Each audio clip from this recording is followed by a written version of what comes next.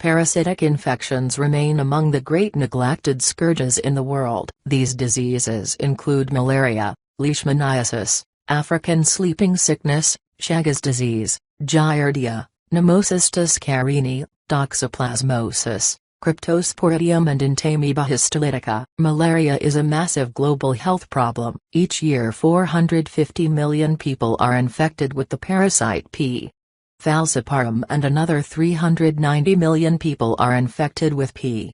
vivax, leading to 1 million malaria-caused deaths per year. Humans are the main host reservoir for malaria, which is transmitted by the female Anopheles mosquito vector. Leishmaniasis, which is transmitted by a sandfly bite, causes 500,000 cases of visceral disease and 1.5 million cases of cutaneous disease annually, with 50,000 annual deaths. Annually, Entamoeba histolytica is estimated to cause 50 million cases of amoebic dysentery and 100,000 deaths, many of whom are children and infants. Pneumocystis carinii and toxoplasmosis can be a death sentence for immunocompromised patients, while giardia and cryptosporidium can contaminate drinking water and swimming holes. Toxoplasmosis, acquired while handling that beautiful little kitten during pregnancy, can lead to catastrophic consequences for the baby, including psychomotor and mental retardation. The drugs required to treat many of these bugs were developed during the first half of the 20th century to prevent these exotic illnesses in troops engaged in expeditionary military misadventures in the parasite hot zones. By the 80s,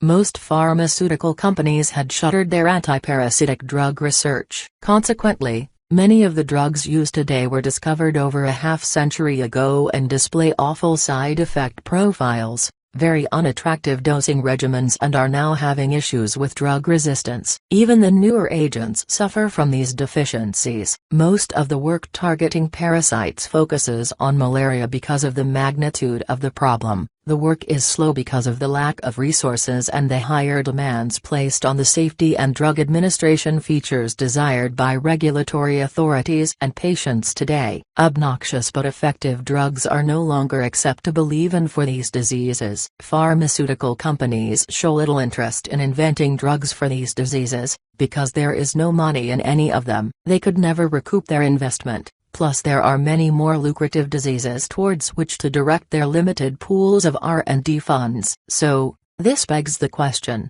need we worry about these global problem bugs becoming pandemics knocking at our door? Well, as noted above, malaria was the fourth leading cause of death in the US in 1850, and it is certainly possible that this problem could return. In the 1980s, suddenly and without warning, several of these parasites became very significant, life-threatening, opportunistic infections in immunosuppressed AIDS populations. The pneumonia-causing parasite, Pneumocystis carinii, was perhaps the most notorious and visible of the devastating and deadly of opportunistic infections killing AIDS patients prior to the arrival of the anti-HIV drugs. It took a couple of decades of HIV drug R&D by the pharmaceutical industry for those anti-HIV drugs to materialize and halt this deadly problem. Most unfortunately, a lot of HIV patients died while waiting for those life-saving drugs. For now,